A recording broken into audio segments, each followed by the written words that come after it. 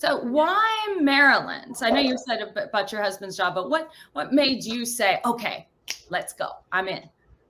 Maryland, in a way, I'm a city girl coming from Philippines. I grew up in Manila.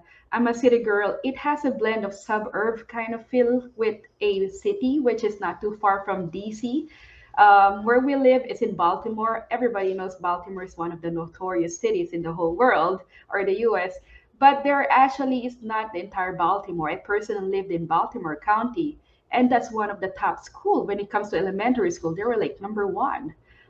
There is an area there which is called Towson, which is like literally like 20 minutes from the downtown. The houses there are like millions.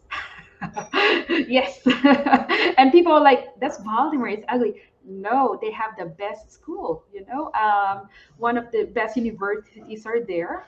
You have your Johns Hopkins is also in Baltimore, which is a top hospital in the whole world. And Absolutely. you have University of Maryland, which is a top hospital. All the surgeons, all surgeons go to University of Maryland to be trained for trauma because that's the number one trauma in the whole United States.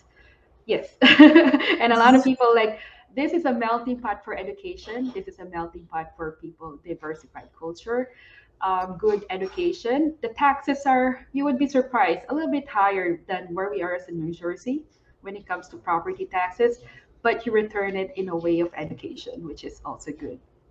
You just gave us an amazing rundown right there of everything Yeah, that we're going to be yeah, talking yeah, about right. in the show, right? You're awesome. So everybody stay tuned because we are going to be talking about each of those points that she just made.